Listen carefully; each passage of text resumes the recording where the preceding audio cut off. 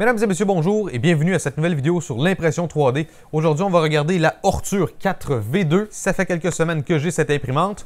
Ortur, ça sonne un petit peu comme ordure, ce qui est dommage parce que pourtant, c'est une très bonne imprimante et je vais vous expliquer pourquoi. Pour ceux qui sont habitués de regarder mes vidéos, vous savez qu'habituellement, c'est la Tevo Tornado qui est là, mais cette imprimante-là, elle a pris sa place. C'est devenu mon imprimante 3D préférée. Lorsque j'ai quelque chose à imprimer, par défaut, maintenant, c'est cette imprimante-là que j'utilise. Donc, dans cette vidéo, je vais vous présenter l'imprimante, je vais vous expliquer c'est quoi les spécifications, c'est quoi les paramètres que j'utilise. Et j'ai déjà imprimé pas mal de trucs avec, donc je vais vous faire des petits timelapses, puis on va regarder des pièces que j'ai imprimées. Donc, sans perdre plus de temps, on va aller voir l'imprimante de plus près. Alors, la voici. Donc, c'est quand même une structure assez familière. Ça ressemble à d'autres imprimantes, mais il y a quelques différences. On a l'écran à l'avant, c'est pas un écran tactile, c'est contrôlé par ce petit bouton-là ici. Le bouton Reset juste en dessous. Le plateau chauffant, la surface du dessus, ce n'est pas une vitre, c'est une sorte de plastique, mais brillant. Donc, ça donne des qualités de première couche qui sont comme si on imprimait sur de la vitre, mais ça colle beaucoup mieux que sur de la vitre. Vraiment, j'ai été impressionné par cette surface d'impression. Le plastique colle super bien. Ici, tête d'impression, ventilateur justement pour refroidir la tête d'impression. Et ensuite, ventilateur de ce côté-là et un autre de ce côté-là pour souffler sur le plastique fraîchement imprimé pour le solidifier plus rapidement. Juste en dessous, si on regarde, vous voyez qu'on a la buse et tout de suite à côté, le truc bleu, c'est un capteur pour faire du nivelage automatique. Donc oui, cette imprimante a le auto-leveling. Je vais vous expliquer la procédure de nivelage tout à l'heure, mais bref, juste pour résumer rapidement, on va faire un nivelage manuel du plateau, puis après ça, lorsqu'il est fait, l'auto-leveling va compenser pour les imperfections du plateau et les imperfections des ajustements qu'on vient juste de faire. Donc, ça aide quand même pas mal. Reprise après panne de courant, reprise lorsqu'on manque de filament aussi. Le capteur, il est juste ici. La pince de l'extrudeur est en métal, donc ça, c'est chouette. Les fils, ils sont cachés dans ça ici, donc ça fait quand même très, très propre. Même chose ici. Puis si on regarde l'imprimante de loin, on voit que c'est très clean. Il y a juste un fil à l'arrière, c'est le fil de l'alimentation. Le reste, c'est vraiment très discret, c'est assez bien fait. Le support pour bobine de filament, il est juste ici en haut. Et là, je vous invite à porter attention sur les axes. Vous voyez un peu comment c'est fait. Il y a une tige de métal ici, une tige de métal là. Puis la façon que les axes tiennent, en fait, c'est qu'on a 3 roulettes dans ce genre de configuration-là. Et donc, ça vient en quelque sorte faire de la pression de chaque côté et ça crée un axe qui est super solide. Et ça, c'est autant pour l'axe des Z que l'axe des X que l'axe des Y. Sur les autres imprimantes que j'ai testées, j'ai pas vu ça encore. Mais c'est extrêmement stable et cette imprimante-là, elle est capable d'imprimer super vite avec une bonne qualité. Sur le côté ici, on a le port pour carte micro SD et aussi la prise USB si on veut contrôler à partir de l'ordinateur. Je précise que l'axe des Z, on a 2 moteurs. Donc, on a un moteur là et on a un moteur de l'autre côté. Donc, notre axe des Z aussi, c'est pour ça qu'il est super solide. On a un moteur de chaque côté. En frais d'accessoires qui viennent avec cette imprimante, on a un court mode d'emploi en papier. Et c'est surtout un mode d'emploi qui explique comment rapidement l'assembler et comment aussi faire le nivelage du plateau et comment activer le nivelage automatique. Ensuite, on a 2 morceaux de bois. On va voir qu'est-ce qu'on fait avec ces morceaux de bois. Je vais vous expliquer tout à l'heure. C'est écrit dans le mode d'emploi. On a un tube PTFE en extra. On a un échantillon de PLA. On a quelques Allen keys. Il y avait bien sûr aussi la carte micro SD avec son adaptateur pour brancher dans un port USB dans l'ordinateur. Et voilà, c'est tout ce qu'il y avait comme accessoire. Avec l'interrupteur à l'arrière de l'imprimante, je vais allumer l'imprimante. Ortur. Si je me souviens bien, on a accès au firmware de cette imprimante-là pour le modifier si on veut. L'interface, on connaît ça déjà. On a vu ça sur d'autres imprimantes, c'est assez commun. Sauf que moi, j'aime beaucoup la manière qu'ils ont organisé les menus. Je trouve que c'est tellement intuitif. Premier bouton, c'est pour imprimer. Donc, on clique là-dessus, on choisit les fichiers et voilà, puis on commence à imprimer. Ensuite, juste en dessous, Motion, ça veut dire mouvement. Et dans Mouvement, qu'est-ce qu'on a? On a tous les trucs qui sont en lien avec les déplacements et on a aussi le bed leveling, donc pour faire le nivelage du plateau chauffant. On va en reparler tout à l'heure. Ensuite, dans température, devinez qu'est-ce qu'on a? On a tout ce qui est en lien avec les températures. On a des presets pour le PLA et l'ABS et on peut aller les modifier dans les configurations qui sont juste ici. Donc voici le bouton configuration et devinez qu'est-ce qu'il y a à l'intérieur. Configuration. On peut aller dans les paramètres avancés pour changer certains trucs là, comme le jerk, l'accélération, etc.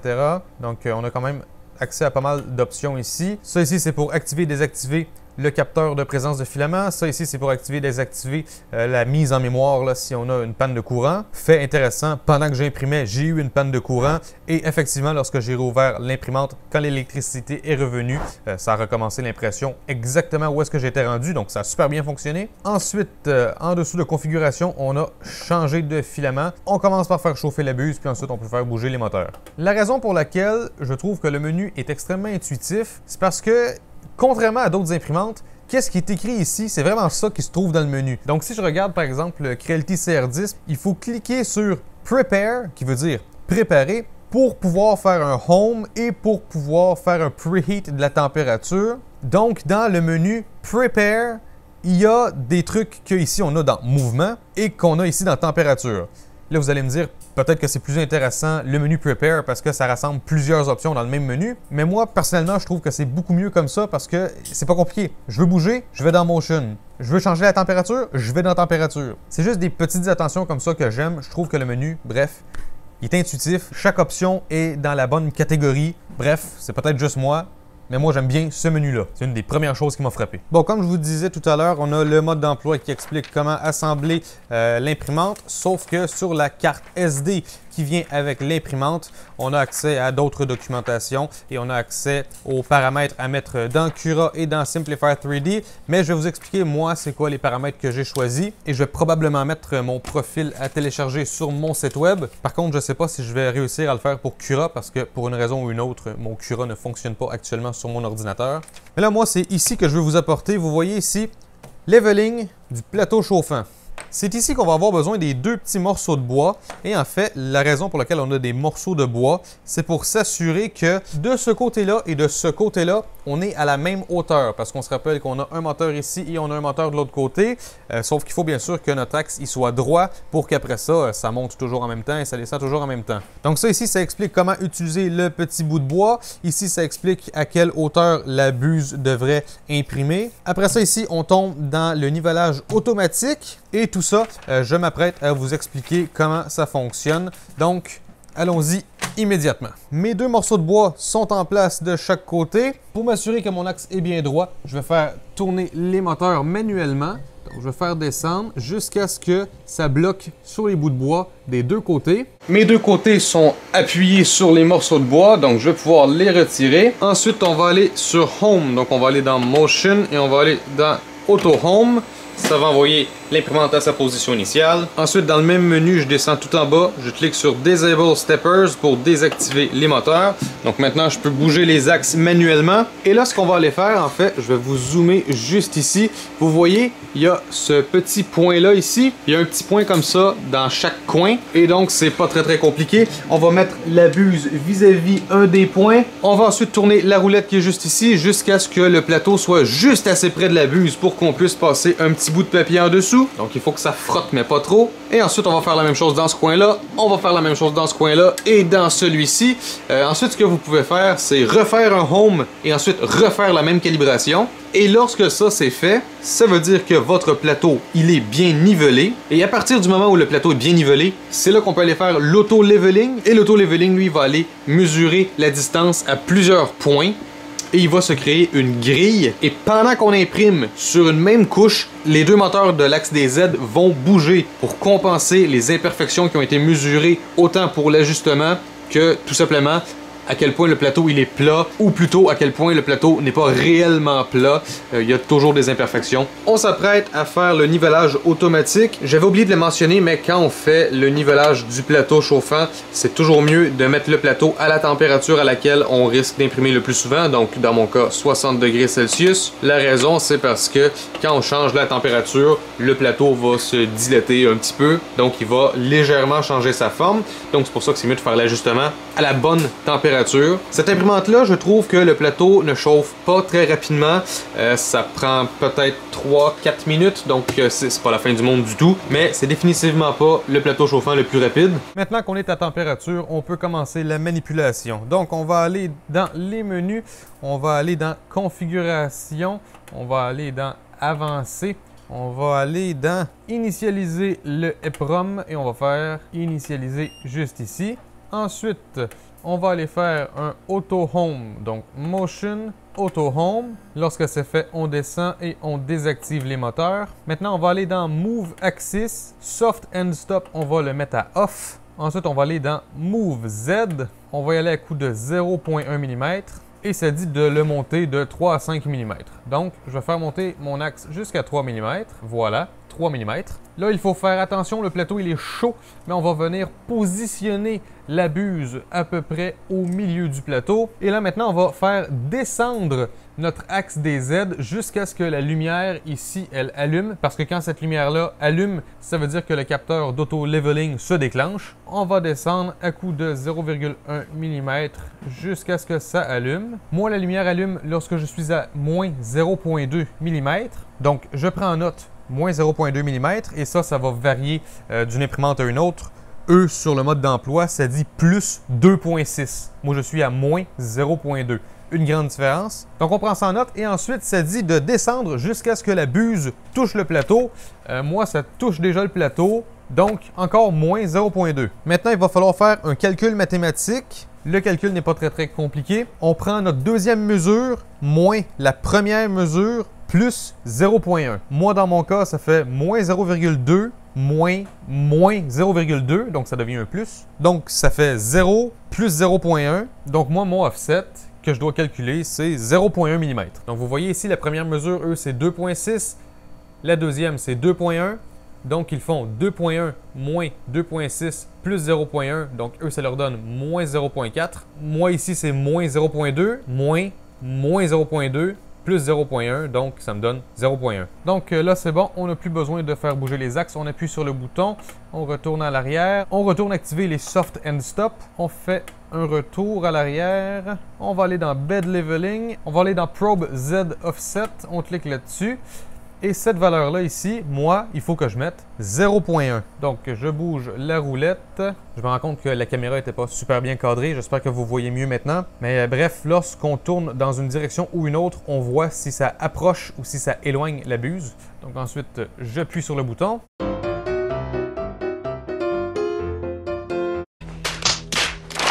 Ensuite, je descends et je fais Store Settings pour enregistrer. Ensuite, on peut appuyer sur le bouton Reset. Une fois que ça c'est fait, je vous conseille de remettre la température du plateau chauffant à 60 degrés. Voilà, comme ça. On va attendre un tout petit peu, on est à 56. Et voilà, on est à 60 degrés. Donc, on va aller dans le menu, on va aller dans Motion, on va aller dans Bed Leveling. Et là, on va cliquer sur Level Bed. Donc là, qu'est-ce qui va se passer? L'imprimante, elle va se mettre sur Home et ensuite, elle va aller tester 25 points différents pour fabriquer une grille.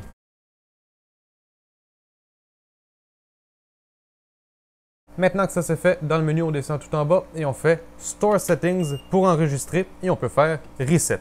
Donc voilà, en principe maintenant, le nivelage est fait, la grille elle a été générée et elle est enregistrée sur la carte SD. Donc maintenant, lorsqu'on imprime, l'imprimante va automatiquement compenser pour les défauts sur la surface du plateau et sur l'ajustement du plateau. Maintenant, je vais vous montrer super rapidement mes paramètres à l'ordinateur. Donc, je vais juste filmer avec la caméra parce que ça va aller super vite. Là, je suis dans Simplify 3D, donc je vais vous résumer ça. Mon multiplicateur d'extrusion, je le mets à 0,9. Ma rétraction, c'est 6 mm à une vitesse de 35 mm par seconde. Mes couches, j'y vais à coup de 0,2 mm, 4 sur le dessus, 3 sur le dessous. Ma première couche, je la fais à 30% de ma vitesse parce que ma vitesse, je la mets assez rapide. Ensuite, je fais toujours tracer une petite ligne autour de l'objet à une distance de 2 mm de mon objet pour être certain que le plastique coule bien de l'extrudeur et que ça colle bien sur la surface. Mon infill, je le fais à 15%, puis moi, dans Simplify 3D, j'aime beaucoup le pattern Full Honeycomb. Ensuite, dans Support, ben là, ça dépend quelle pièce vous imprimez. Les paramètres, moi, je les ai laissés par défaut.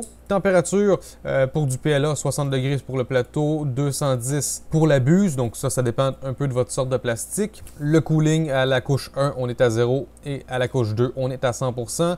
Le G-code 260 par 305 par 305. Ça ici, c'est le script de démarrage de l'imprimante et ça va nous tracer une ligne assez épaisse de plastique pour être sûr que le plastique coule bien de la buse. Et le script de fin, il ressemble à ça ici. En frais de vitesse, moi personnellement, quand je fais de l'impression 3D, les détails, c'est jamais vraiment qu'est-ce qui m'intéresse le plus. Moi, j'aime la solidité et la rapidité. Donc, c'est certain que si je voudrais avoir de jolis détails, probablement que j'irai à 60 mm par seconde avec 40% quand je fais mes contours de pièces. probablement quelque chose du genre. Et quand une couche se fait en moins de 10 secondes, je ralentirais probablement la vitesse à 40% aussi. Mais là, si je veux tout simplement prototyper des pièces et que je veux aller assez vite tout en gardant une bonne qualité et tout en gardant une solidité idéale, là, moi, mes tests, je les ai faits surtout à cette vitesse-là, comme ça.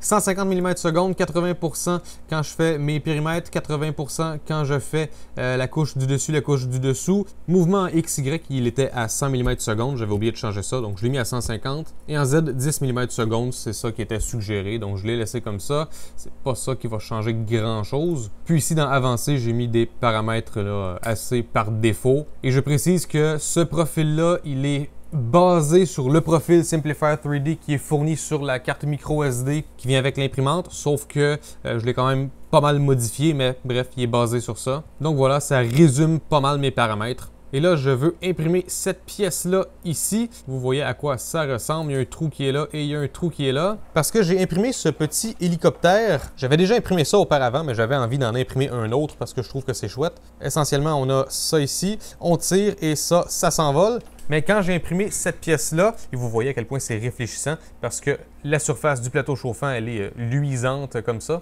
Elle n'est pas poreuse. Mais bref, j'avais imprimé ça sur le côté comme ça avec du support et j'arrive pas vraiment à enlever le support qui est à l'intérieur ici. Donc ce que je vais essayer de faire en fait, c'est que je vais l'imprimer sans mettre de support. J'imagine que ça va fonctionner quand même. Donc c'est l'impression que je vais démarrer à l'instant même. Et ensuite, je vais vous montrer des timelapses. Et après ça, je vais vous montrer quelques pièces de plus près pour parler de la qualité d'impression de l'imprimante. Et prenez en note que toutes ces pièces-là ont été... Wow! Et je vous invite à noter que toutes ces pièces-là ont été imprimées rapidement. Donc, avec les paramètres que je vous ai montrés, vitesse de base de 150 mm/s. Donc voilà, on va aller réimprimer cette pièce-là ici. Donc, je vais aller dans Température et je vais faire Preheat PLA. Et je vais cliquer sur la première option parce que je veux faire autant le plateau que la buse. Et ça va me chauffer ça à 200 degrés pour la buse et 60 pour le plateau. Mais après ça, quand ça va être le temps d'imprimer, ça va monter à 210 pour la buse. On approche des 200 degrés, donc je vais commencer à mettre le filament dans la machine. Alors, on passe dans le capteur à l'arrière. Ensuite, on passe dans la pince. Et voilà, maintenant, c'est dans le petit tuyau PTFE. Et là, on a le choix, soit on va dans les menus et on demande d'extraire du filament, ou sinon on pince comme ça et on pousse. Moi, j'y vais comme ça parce que c'est plus rapide. Et voilà, le filament coule bien. J'insère la carte SD et ensuite, je démarre l'impression. Et voilà, donc maintenant, ça va démarrer très bientôt. J'attends toujours de voir que la première couche colle bien partout. Et puis, ben après, j'oublie l'imprimante et je reviens lorsque c'est terminé. Bon, pas exactement, je reviens voir de temps en temps si tout va bien, mais c'est juste pour dire que jusqu'à présent, cette imprimante a été tellement fiable que je ne suis pas inquiet pendant que je fais une impression. Il n'y a eu aucun échec jusqu'à présent.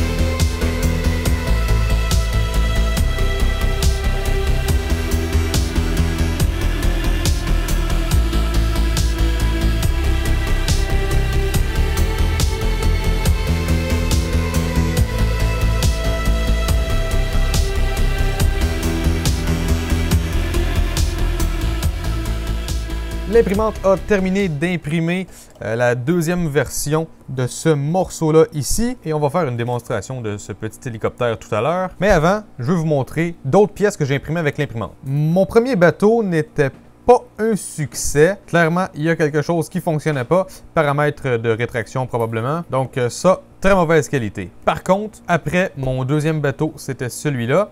Donc, clairement, beaucoup mieux. Ensuite, j'ai fait celui-là. Ces deux-là sont à peu près identiques. Et ces deux-là ont été faits à 150 mm/s avec les paramètres que je vous ai montrés tout à l'heure. Puis ensuite, j'ai fait celui-là Et je vais vous montrer ça de plus près, ne vous inquiétez pas. Mais celui-là aussi, il est fait à 150 mm/s. Sauf que pour les périmètres externes, au lieu d'aller à 80% de la vitesse, je vais à 60% de la vitesse, si je ne me trompe pas, sur ce bateau-là. Donc, la qualité de la coque, elle est un petit peu meilleure ici que sur ces deux-là, mais quand même imprimée très rapidement. Donc, si je vous zoome ici, vous voyez, ça c'est bien sûr du 150 mm/s et à 80% de cette vitesse-là quand on fait les périmètres externes. Donc, si je vous zoome beaucoup dessus, vous voyez que où est-ce qu'on a de la rétraction, ça fait des petits blobs. Donc, si on regarde le bateau comme ça, il est vraiment pas si mal. C'est un assez beau bateau. C'est vraiment quand on se rapproche qu'on voit que manifestement, il y avait des ajustements à apporter. Sur cette impression-là, mon multiplicateur d'extrusion était à 1. Sur ce deuxième bateau, c'est assez semblable. Je crois que j'avais les mêmes paramètres. Ensuite, celui-là, c'est celui qui est un petit peu mieux. Là-dessus, mon multiplicateur d'extrusion était à 0.9, donc je fais couler un petit peu moins de plastique et vitesse un petit peu plus lente sur les périmètres externes. Donc là, vous voyez que les blobs, ils sont beaucoup moins importants. Donc vous voyez, ça, c'est celui qui est un petit peu moins beau et ça, c'est celui qui est un petit peu plus beau. Donc vous voyez clairement ici, il y avait plus de blobs qu'ici. Il y a une assez bonne différence. J'espère qu'on le voit bien à la caméra. Donc en tant que tel, ça, c'est un Benchy que je considérerais comme étant d'une très bonne qualité. C'est typique de la plupart des imprimantes 3D que je teste, mais c'est fait beaucoup plus rapidement que la majorité des imprimantes que je teste. Donc en dessous, on voit que ça a bien imprimé. À l'arrière, si je vous zoome, j'arrive un petit peu à lire 3D, mais Benchy, ça c'est un petit peu plus difficile à lire. La qualité des couches en tant que telle, là, c'est assez bien. Je sais pas si on voit de l'effet de peau de saumon. J'ai pas l'impression d'en voir vraiment tant que ça. Donc, je ne sais pas si des TL Smoother, ce serait nécessaire sur cette imprimante-là. Mais bref, le stress test, le benchmark, moi, je pense que ça passe. Bon, ensuite, je me suis amusé à imprimer des petites pincettes. Ça n'a pas une très grande force, mais honnêtement, ça pince quand même. Donc, utilisé sur des sacs de friandises, par exemple, ou quoi que ce soit, bref, pour garder des trucs fermés ensemble. Mais c'est pas mon design préféré. Je vais vous mettre un lien, si j'y pense, vers mon design préféré de petites pinces imprimées en 3D. Mais si je vous zoome, côté qualité, ça va. Il n'y a vraiment pas de problème. Ça a très bien imprimé. Bon, cette boîte-là, je peux pas vraiment vous montrer qu'est-ce qu'il y a à l'intérieur.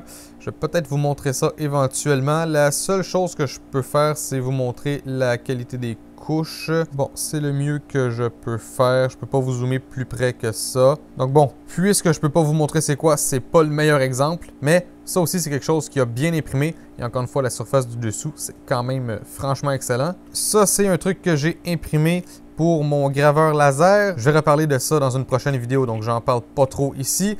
Mais si je vous zoome, il y a peut-être eu un peu de ghosting. Quand je bouge comme ça, on le voit un petit peu. Probablement quelque chose qu'on peut améliorer dans les paramètres. Mais il faut le dire, il y a eu un petit peu de ghosting. Mais sinon, dans l'ensemble, je pense que ça a très bien imprimé. En tout cas, c'est solide. Mon écrou est capable d'entrer là. J'ai une vis qui va ici, j'ai une vis qui va là. Et mon laser vient se positionner ici. Et tout fonctionne. Donc, les tolérances sont assez bonnes. En lien avec mon graveur laser, pour le système d'extraction d'air, j'ai imprimé une grille comme ça. Donc voilà, ça aussi, ça a très bien imprimé, c'est solide. Et là, on peut regarder l'hélicoptère de plus près. Donc ça, c'était la première couche, vous voyez, c'est super brillant toujours. Donc ça a très bien imprimé, il n'y a vraiment aucun problème là-dessus. C'est pas le design le plus amusant à imprimer par contre, parce que cette pièce-là, la pièce du milieu, il n'y a aucune orientation dans laquelle on peut l'imprimer sans qu'il y ait des parties de la pièce qui sont dans le vide. Donc là, j'ai imprimé ça sans support et ça a fonctionné.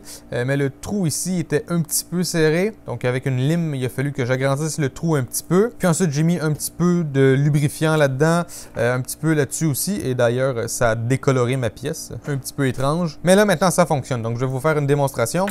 Filme-moi. Donc, comme vous pouvez voir, quand je tire, ça fait tourner l'hélice. Et voilà. Donc, je vais me reculer un peu. Je vais faire attention parce que j'ai pas envie de faire un deuxième trou dans le plafond. Donc, c'est parti. Et voilà, ça s'envole. Je vais y aller en angle. Donc, c'est parti. Et voilà. On va faire une autre tentative. Et peut-être que cette fois-ci, la caméra va suivre l'hélice. Donc, c'est parti dans 3, 2, 1. Quand même, ça a traversé la pièce. Donc voilà, ça fonctionne, c'est quand même amusant. Je vais mettre les liens vers toutes les pièces dans la description de la vidéo. Là, j'ai l'impression qu'il y en a qui vont me demander de voir qu'est-ce qu'il y a sous le capot. Donc, je vais le faire. Je vais ouvrir l'imprimante. On va regarder qu'est-ce qu'il y a à l'intérieur. Bonjour et bienvenue à l'intérieur de l'imprimante. Donc, ici, on a l'alimentation. C'est du 24 volts, 360 watts. On a nos deux moteurs de l'axe des Z. Le moteur de l'axe des Y qui est ici. Le câblage semble tout à fait adéquat. Tout à l'avant, ici, on a la carte de contrôle qui est sur un PCB noir mat. C'est assez joli. Donc ça, c'est la carte sur laquelle il y a l'écran tactile et le bouton rotatif. Et ici, on regarde tout en haut une toute petite carte de contrôle. Et ici, on a un circuit imprimé connecteur en fin de compte. Tous ces fils-là se branchent ici et ensuite, ça repart de là pour ensuite aller au contrôleur. En général, les contrôleurs que je vois dans les imprimantes que je teste sont beaucoup plus gros que ça. On voit que sur la carte, c'est écrit Ortur 4.3, donc c'est vraiment fait par Ortur, on dirait. On a un ventilateur juste ici. On a ici la connexion vers le plateau chauffant et si on regarde au-dessus, on n'a pas vraiment de gros MOSFET comme on voit parfois. Comme je vous ai dit, le plateau chauffant, il ne chauffe pas extrêmement vite, mais il se rend tout à fait à température et il est capable de la maintenir, donc c'est pas grave, ça va. Cette carte-là aussi, elle est sur un PCB noir mat. J'aime vraiment cette couleur. Qu'est-ce que j'aime, c'est qu'il y a beaucoup de place ici. Là. Il y a plein d'espaces vides, donc côté ventilation, ça va circuler, c'est cool. Et en dessous, on a un petit espace ici pour le ventilateur qui est là, et on a un petit espace ici pour le ventilateur qui est là. Mais en plus, si on veut modifier, ajouter des TL smoother peut-être, ou je sais pas quoi, ajouter d'autres pièces à l'intérieur, là, on a plein de pièces. On pourrait presque intégrer un Raspberry Pi à l'intérieur pour contrôler avec Octopi. Ça pourrait être pas mal, ça. Intégrer un Raspberry Pi à l'intérieur de l'imprimante. Donc, il y a quand même pas mal d'espace. Très intéressant. Donc là, je vais refermer ça et on conclut la vidéo. Pour conclure cette vidéo, cette imprimante-là, c'est mon coup de cœur du moment. Quand j'ai quelque chose à imprimer, c'est vers cette imprimante-là que je me dirige. Rapidité d'impression, c'est très intéressant. Auto-leveling, c'est très intéressant aussi. Ça sauve beaucoup de temps quand on veut faire des ajustements plus précis pour compenser parfois les imperfections sur les plateaux chauffants. Ça fait 2 ou 3 semaines que je l'utilise. Jusqu'à présent, elle a été très fiable. Si jamais il y a quelque chose qui change, si jamais mon opinion change, je ferai une nouvelle vidéo. Mais pour l'instant, en tout cas, personnellement, je la conseille. Elle est bâtie solide et elle me donne les résultats que je veux. Pour plus d'informations sur cette imprimante, allez voir le lien dans la description de la vidéo. Si vous utilisez ce lien pour vous procurer cette imprimante, moi, ça m'aide à produire plus de vidéos que je peux publier gratuitement sur Internet. Donc, merci beaucoup. J'espère que vous avez aimé cette vidéo. Si c'est le cas, n'hésitez pas à laisser un j'aime et à commenter. Et n'hésitez pas à me rejoindre sur tous les réseaux sociaux, YouTube, Facebook, Twitter et Instagram. Et moi, je vous revois une prochaine fois dans une autre vidéo. Ciao tout le monde!